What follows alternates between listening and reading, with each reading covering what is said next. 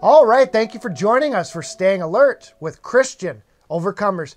You know, the topic of UFOs and fallen angels may sound strange to the biblically uninformed, but they are very real and they are mentioned throughout the Bible.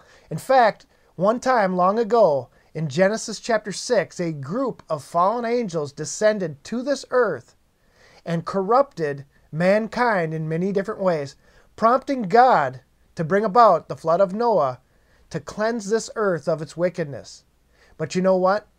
They're coming back again, as we are forewarned in Revelation 12 and many other places, to deceive most of the world. Are you prepared to handle the supernatural? Are you prepared to be able to discern between the good and the bad? Well, this discussion will help you do just that. But before we begin, please listen for a brief moment as we share something with you.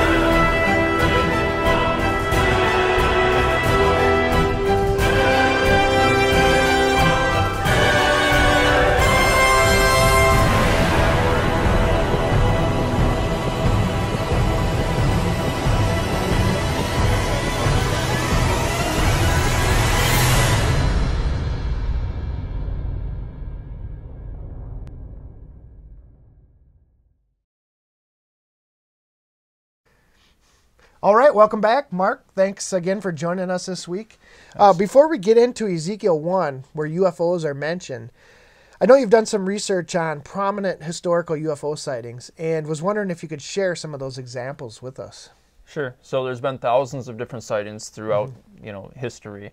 Yeah. Starting in 1500 BC, there was a sighting by Pharaoh Thutmose III of Egypt, and where he reported seeing flying discs in the sky. Wow. He called them circles of fire.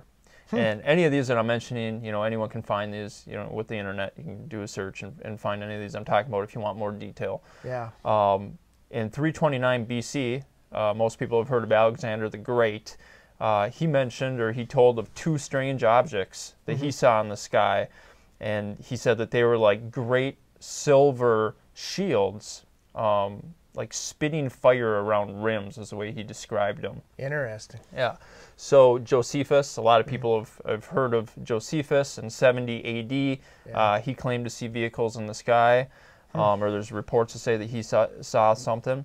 1492, that date might sound a little familiar to some. Yeah. Christopher Columbus, in the book The Life and the Voyages of Christopher Columbus, it's mentioned that him and Pedro Gutierrez, while they were on the deck of the Santa Maria, saw multiple instances of lights glimmering off in the distance in the sky where they were actually moving up and down and so forth. Wow. Alexander Hamilton, just in the year 1897, he was at his farm in Leroy, Kansas. He mentioned or claimed that he saw a vehicle that looked transparent material, brightly lighted, and it was hovering up above his cattle, and it was causing him a whole bunch of ruckus out in his field. He thought his dogs were actually messing with his cattle, but when he went out there, he saw this vehicle. There was a French coin I believe it was in the 1500s actually, that had a picture or an image of a vehicle on it. And then also, a lot of people have seen on the History Channel, there's been a lot of specials lately. They've found multiple hieroglyphics and different etchings now on walls of caves and different things like that, Yeah. of sightings of UFOs. Wow. So interesting, yeah. But some would say, after hearing you list off those examples, I still can't buy into this. I still can't believe in this stuff. All these things must be fake, every single instance. And, I guess I would say, I would be skeptical of many of these things as well. But the thing is they are mentioned in the Bible, like I mentioned in Ezekiel 1, and we're going to go there to take a look at one of, I think, the best examples biblically of these vehicles, which people call UFOs, unidentified vehicles, but Ezekiel kind of identifies them for us. So in a sense, they're kind of not unidentified if you know who's in them and, kind of what they're doing. Right. But yeah, I would be skeptical of it too. But the fact is we do know that they exist because they're written about here in this chapter. And let's go through this chapter because this is a fascinating account that I know you're going to enjoy and find fascinating. Ezekiel 1, verse 1, and it says, "Now it came to pass in the 30th year, in the 4th month, in the 5th day of the month, as I was among the captives by the river Kibar." Now check this out. "The heavens were opened, and I saw visions of God." Now what's interesting about that, Marcus, is that a lot of times when people claim to have seen these UFOs or these vehicles appearing, a lot of times they describe it as though that vehicle wasn't there, and then all of a sudden something opened up, and here's this disc floating in the sky, or or some other sort of object. Right. Or seeing angels. There are multiple other places in the Bible where it talks about a window or a door was opened. Which actually somebody can make an interesting study of that. I guess I can just mention up front here, a lot of the things that we're going to be reading about here in Ezekiel chapter 1 are very similar to what you would read in Revelation chapter 4. That's correct. Where it mentions God's throne. So that's interesting. Maybe we'll have time to look at that one right before this discussion is over. Talking about the windows were open, I believe in chapter 4 of Revelation, it starts off where John actually saw the same thing, where there was an opening there. That's right, yeah. He looked up, and a door was open and told him to come up here. Right, yeah, come up So, I guess if we don't have time to go there, we'll mention it now, it's possible that John was taken up into one of these vehicles in Revelation 4, into the very presence of God's throne, right, which we know we're going to read about here is God. This is a description of God's throne being aboard one of these so-called UFOs. Right. And that's a very interesting point. Okay, well, we'll continue on here. "The heavens were open, and Ezekiel is seeing the visions of God." Ezekiel was a prophet. Verse 2, "In the 5th day of the month, which was the 5th year of Jehoiakim's captivity," verse 3, "the word of the Lord came expressively unto Ezekiel the priest, the son of Buzi, in the land of the Chaldeans," where Iraq is today, "by the river Kibar, and the hand of the Lord was there upon him." Now check this verse out, because this verse will give you the best biblical description of what many call today UFOs. And it is fascinating. Here it is, verse 4. "And I looked, and behold, a whirlwind came out of the north, a great cloud, and a fire enfolding itself," or continually flashing, "and a brightness was about it, and out of the midst thereof, as the color of amber out of the midst of fire." Now, when we look up that word there, amber, in the Hebrew, it actually means a highly polished metallic metal, or a shining metal. And that's really, that's the same exact thing that's the same exact description of how people describe these UFOs as being like a shiny metallic object that floats around, and moves around the sky. Right. What are your thoughts on that? Well, I've never seen a tornado or pictures of tornadoes, as some would call them, whirlwinds here. Looking like metal? Yeah, looking like metal or highly polished bronze or metallic. With that fire around Right. it too, as that's what many people describe. It's like a glowing ball of fire or light. Right. Not to mention, if there was a big tornado or a whirlwind coming, I don't think Ezekiel would be just hanging out looking at this thing. That's it probably right. would have been lifted off the ground and thrown a couple hundred yards or something. So. The reason you say that is because some prominent commentators try to do away with this because they can't accept it. Right. And they try to reason it off to be something else. And sure. Well, and Ezekiel had to explain this, you know, the best that he could out of technology. If you see something in the sky that's spinning or moving like that, that's probably the way he was going to explain it. So. Exactly. And I must mention this before we get further on. You may be thinking, well, the title of this was UFOs and Fallen Angels. But here in Ezekiel 1, we're going to be given an account of God and his angels using these vehicles, of which people call UFOs. But I guess the point is there are good and bad angels. Both use these vehicles for transportation. Whether they're traveling the stars, I mean, we're limited on our knowledge, whether they're traveling stars, traveling through dimensions, possibly, like verse 1 mentions the heavens are open. This could be a dimensional thing where they can explore and move across realms and areas that we have no capability of doing as mere humans. But I guess to tie back to what I said in the introduction, it's important to understand these things because the fallen angels came here in Genesis 6 to deceive the entire world, and they did, bringing about Noah's flood. But they are coming back again. And when they come back again, I mean, people are going to be awed by seeing these vehicles, and they're going to think these are supernatural beings, and it's going to be Satan and his angels, as Revelation 12, verse 7 through 9 tells us. And they're going to think that Satan and his angels are God and his angels come to save the world. Because most people are just looking for a flesh antichrist, demonically possessed. But it's going to be much more than that. And as Mark mentioned, these examples, there have been contact with these vehicles and sightings of these vehicles since the beginning of time, both historically and biblically. They're very much involved with the affairs of this world. And they're very much involved in things that I think we can't even understand entirely.